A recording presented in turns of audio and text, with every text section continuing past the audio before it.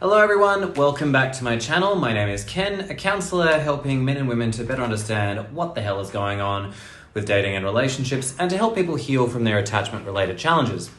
On today's video, I want to talk about avoidant breakups, why they happen in most cases, and also the insecurities behind folk who have a avoidant attachment, because all of this really does relate to a lot of the dysfunction we see in dating, and I'll get into that in a minute.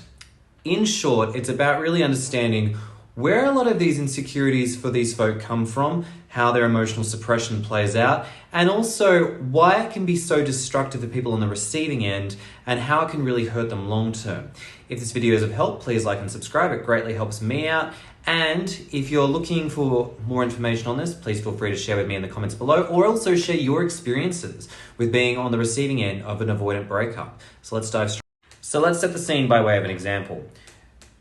Two people, man and woman, are dating, and let's just say the man is more securely to anxiously attached, the woman is more avoidantly attached.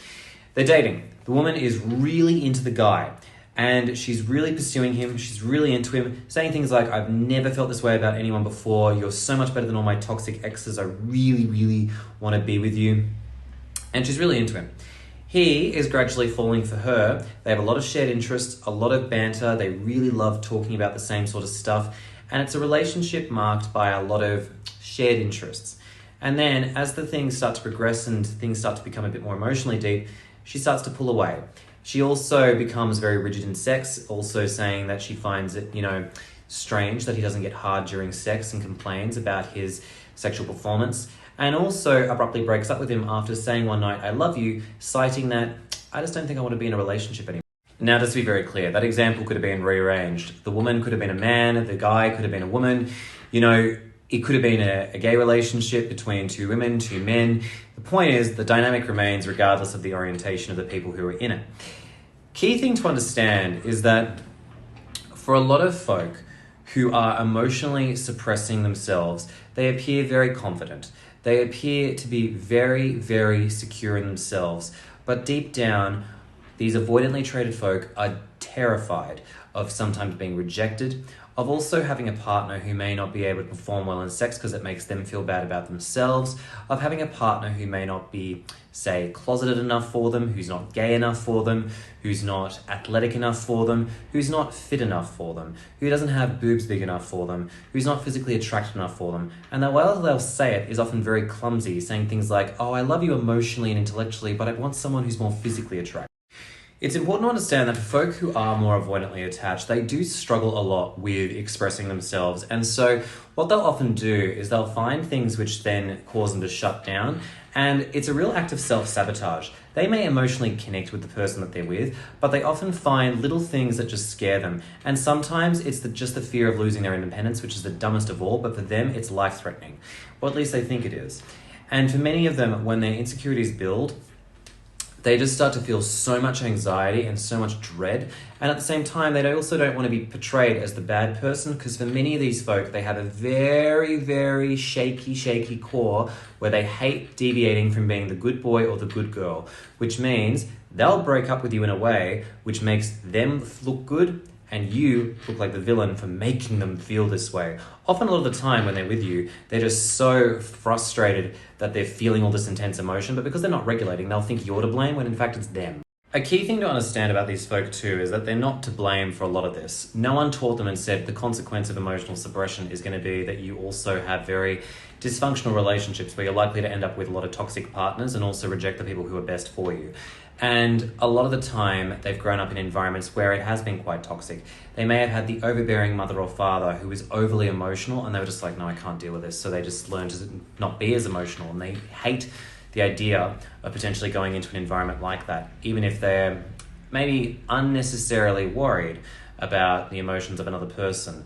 These folk tend to be much more logic-centered, where they tend to focus more on the left hemisphere of the brain and are very intellectual and rational, but have deep insecurities that they're not addressing. So often at times they can be quite emotional reactors, ironically enough. And funnily enough, for the folk who are anxious, they often look to these people because they look like they're secure, they look like they are capable of reassurance. Ironically, they're more insecure than the anxious are most of the time because they haven't worked through a lot of their own stuff. And I want to be very clear, when I say they're not to blame, I mean that they're not to blame insofar that they didn't know that their emotional suppression would lead them to be this way. It's not an excuse for the behavior. Many times the people on the receiving end of these abrupt breakups are devastated and they are completely traumatized because they had no idea what was happening to them at the time, and because they only ever really see the good side of their avoidantly traded partner. They're locked in the honeymoon phase for sometimes longer than necessary, and the devastation from this can be massive, where the individual on the end of being broken up with can feel massive oxytocin withdrawal, depression, suicidal ideation. They can't work out whether they're to blame and often take a lot of responsibility for it when it wasn't their fault. And more often than not, they're made to feel like they can never trust themselves again or date properly. And sometimes these breakups can actually feel like an eternity, where they can't actually feel like they're ever healing from the process of this too, and they'll never feel like they can get closure from these. So circling back to the avoidantly traded folk and where a lot of this sort of stems from, a lot of these folk have a really, really shaky core where they don't feel secure about themselves.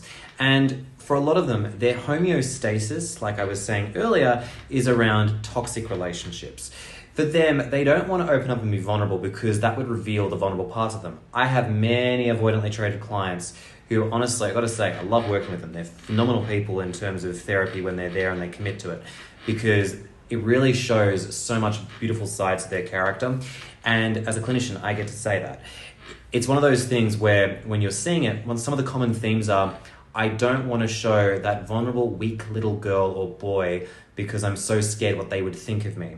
And that can be some of the reasons as to why, in some cases, they will reject you first, because they're so scared of you seeing that vulnerable part of them, because they think that that's their greatest weakness, when in fact it can be their greatest strength. But it does take a huge journey for these folk to commit and to work on these parts of themselves. It's a slower journey than what I think for the folk who are more anxiously or securely attached, because usually for them, their vulnerabilities is something that they're readily open to. But for a lot of these avoidantly traded folk, what they tend to do is what I describe as trauma dumping and oversharing on dates. What they'll share is the experiences they've had, but they won't express the fears they're feeling in relationship out of fear of making them feel like they're the bad person. So, distinction. You can express that you've had a bad childhood, but that is not the vulnerability we're talking about in relationships. When you're in a difficult moment where, for example, something's coming up for you and you're feeling insecure about a partner because of, let's just say, their body shape, and you feel like it doesn't feel good to you because it's not pretty enough, you might say something like, I'm having a real insecurity around the way you look. It's me, it's not you, and I'm just trying to work through that because I think I have self-criticism over the way I look, and I'm judging myself too harshly and others as well.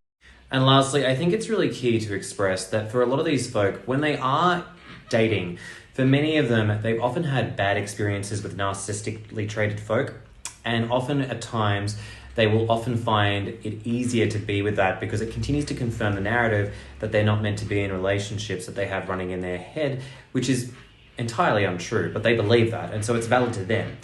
The other thing I also would like to say too is that when they do break up with you, they often do return to these toxic partners because that's what feels safe for them. It's not necessarily what's best for them in terms of their emotional vulnerability, but that's all they can really handle at the time until they work through their own insecurities and fears of love, which are, as I've said, valid and in the way of allowing them to be with people in a much more intimate way. It is a struggle, it is a journey, and to all of those avoidantly traded folk out there who are working on themselves, honestly, amazing work, because I know how bloody hard it can be. So, wrapping up this video, I think it's really important to say that if you have been on the receiving end of an avoidant breakup, I am very sorry, because I know how deeply confusing, invalidating, scary, and also what a shell shock it can be for you. And I want to make it very clear that though it may feel like you are the bad person, a lot of that is often a projection from the partner that's dumped you. And more importantly, you also have the opportunity now to be educated on what actually went wrong so you can better arm yourself going forward. The thing to understand is that for a lot of these folk, yes, there may be moments where they're characterized by narcissism, but a lot of this is in the gray. A lot of it's very confusing, very understandable human behavior, which is not an excuse for how they treat people when they dump them. So with that in mind, there's always an opportunity for these folk to get help and also to do better. And it's also going to require them to go through a long journey. Other than that though, I hope this video has been of help to you. If you liked it, please like and subscribe. And if you want to share your experiences in the comments below, please tell us about your experiences dating avoidantly traded folk.